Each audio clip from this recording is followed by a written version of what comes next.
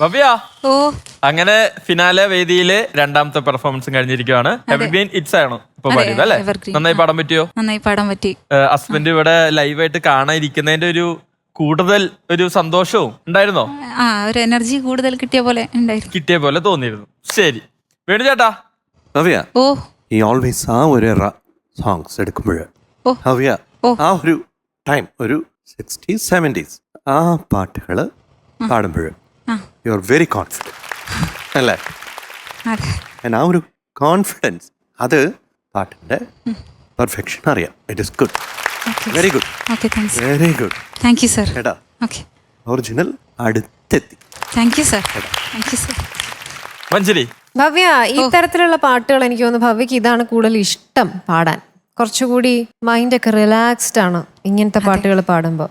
അതെ അത് ഫീൽ ചെയ്യാം. നല്ലൊരു ഒരു ഫ്ലോയില് പോയി പാട്ട്. Okay, ma'am. സുഖമായിരുന്നു കേൾക്കാൻ. Thank you ma'am. Super. Thank you. ഞാൻ എന്താ വ്യത്യാസമായിട്ട് പറയാന്ന് ആലോചിക്കണേ എന്നുവെച്ചാൽ അത്രയും ഭംഗിയായിട്ടുണ്ട്. നല്ലൊരു ഒഴുക്കുണ്ടായിരുന്നു. അത് തന്നെയാണ് മഞ്ജരിയും പറഞ്ഞത്, നല്ല ഒഴുക്ക്.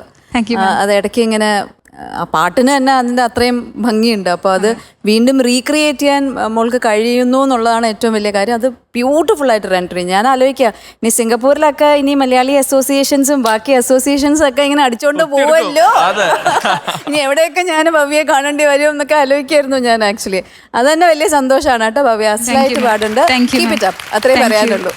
Thank you. ഭവ്യ ഇപ്പോ നമ്മള് ഹസ്ബൻഡിനെ ഇതിനു മുമ്പ് വീഡിയോ കോൾ ത്രൂവും അല്ലെങ്കിൽ അദ്ദേഹം ഈ പ്രോഗ്രാം കണ്ടിട്ടുള്ളത് TV വഴിയൊക്കെയാണ്. അതെ, അപ്പൊ നേരിട്ട് ആദ്യമായിട്ടാണ് ഭവ്യയുടെ പെർഫോമൻസ് ഈ ഫിനാലെ വേദിയിൽ കാണുന്നത്. അതെ അതെ. അപ്പോ ആളോടൊന്ന് ചോദിച്ചു നോക്കിയാലോ എങ്ങനെ പെർഫോമൻസ് ഒക്കെ? ചോദിച്ചു നോക്കിക്കോളൂ. മോ എങ്ങനെയുണ്ട്? എന്താ വിളിച്ചേ? മോയോ മോയോ? മോനെ മോനെ മോ ആണോ മോളയുടെ മോ ആണോ? അത് എന്ത് മോയാ? വിളിച്ച് ശീലിച്ചു പോയി അങ്ങനെ. മോ അല്ല മോനുവിന്റെ മോനുവിന്റെ മോ. ഓക്കെ, അപ്പൊ മോ പറഞ്ഞോളൂ. ഭവ്യ വളരെ നന്നായിട്ട് പാടി. പെർഫെക്ഷനെ പറ്റി പറയാൻ ഞാൻ ആളല്ല, പക്ഷെ എനിക്ക് നന്നായി ഇഷ്ടമായി. ഭവ്യയുടെ കോൺഫിഡൻസ് വളരെ ഇമ്പ്രൂവ് ആയ പോലെ തോന്നുന്നുണ്ട്. ശരി ഭവ്യ, ഓ അപ്പോ ഫാമിലിയിൽ എല്ലാവരും ഇതാ സപ്പോർട്ടിങ്ങിനായിട്ട് ഇവിടെ കൂടെ തന്നെ ഉണ്ട്. ഹസ്ബൻഡ് ഉണ്ട്. ഹസ്ബൻഡ് ഇതാ സർപ്രൈസ് ആയിട്ടാണ് ഇവിടെ വന്നത്. അതെ അങ്ങനെ 2 പെർഫോമൻസ് ഈ ഫിനാലെ വേദിയിൽ കഴിഞ്ഞിരിക്കുകയാണ്. അതെ, അതെ. ഒറ്റ പെർഫോമൻസ് മാത്രം. ഒരെണ്ണം കൂടെ. അപ്പോ നന്നായി പ്രാക്ടീസ് ചെയ്യാ. All the best. ഓക്കെ പക്ഷെ താങ്ക് യു. പോകുന്നതിന് മുമ്പ് ഒരു ചെറിയ വീഡിയോ കാണാം നമുക്ക്. പേടിക്കണ്ട, ഭർത്താവ് കൂടി ഉണ്ട്. വേറൊരു വീഡിയോ കേട്ടോ. അല്ല, സാധാരണ ഭർത്താവ് വീഡിയോ കോൾ ത്രൂ ഒക്കെ ആണല്ലോ വരുന്നത്. അപ്പൊ വീഡിയോ എന്ന് പറയുമ്പോ ഞെട്ടണ്ട, ഭർത്താവ് കൂടി ഉണ്ട്. വേറൊരു വീഡിയോ.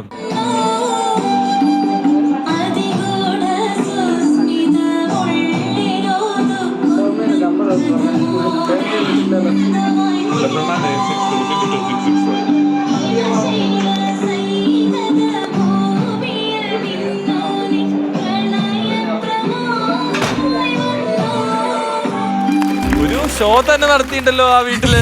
ഇത്ര അധികം ആരാധകർ. ഒരുപാട് സന്തോഷം. ഇവരാരൊക്കെയാ? അതില് ഏറെ പേര് എന്റെ ഫാമിലി മെമ്പേഴ്സ് തന്നെയായിരുന്നു. കഴിഞ്ഞ വീക്ക് ഒരു ഫാമിലി ഗെറ്റ് ടുഗദർ ഉണ്ടായിരുന്നു.